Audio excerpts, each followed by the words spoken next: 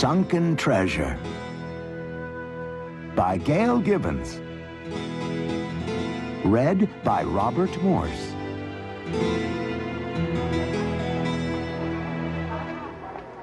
It is 1622. The Atocha is a Spanish treasure ship, laden with gold, jewels, silver bars, and thousands of coins. As the ship nears Florida, a hurricane gathers strength. Wind rips at the Atocha's sails. Suddenly, a huge wave lifts the ship and throws it against a reef. The hull breaks open, and the Atocha sinks beneath the waves. All but 5 aboard drown.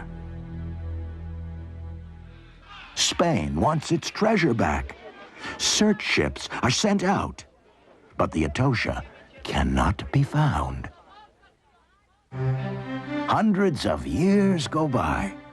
The Atocha is almost forgotten.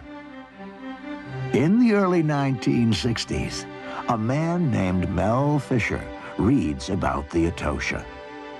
He decides to find the lost treasure ship.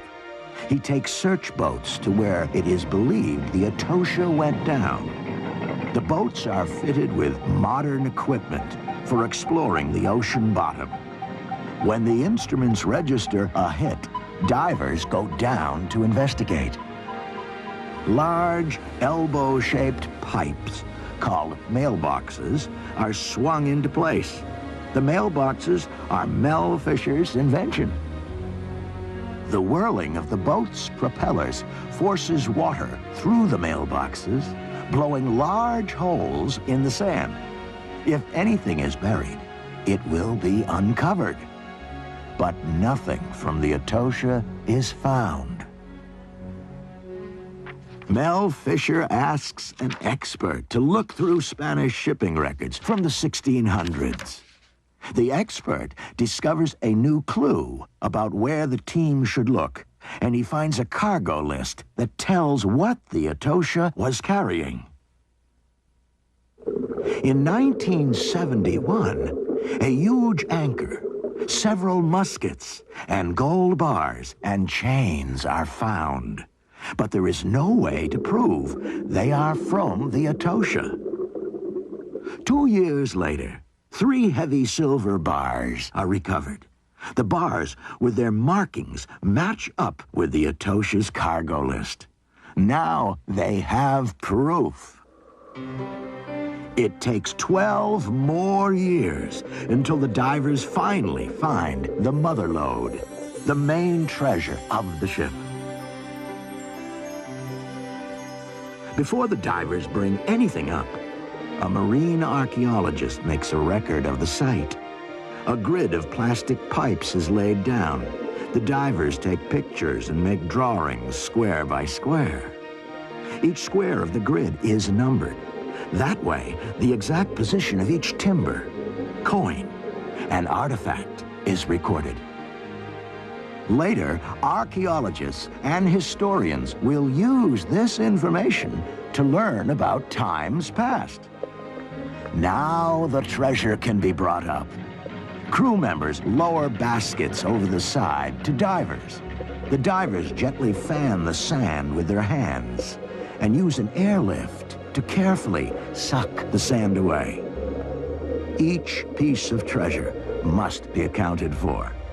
One after another, baskets full of treasure are raised to the surface. In a building back on the mainland, workers determine the right way to preserve each artifact permanently. Some of the treasure will crumble if it is exposed to air. Soaking it in water preserves it temporarily. Silver coins are put into chemical baths to clean and restore them. In 1 or 2 days, they will look like new. The gold from the Atocha is already shiny. Gold never loses its luster. There were many pottery storage jars on board the Atocha. Amazingly, some are recovered whole. Others must be pieced together again. The treasure of the Nuestra Senora de Atocha is valued at hundreds of millions of dollars. A very wealthy treasure ship indeed. The wreck and its artifacts will be studied by historians and archaeologists for years to come. Their discoveries will enrich our knowledge of the past. And this will be the second treasure of the Atocha.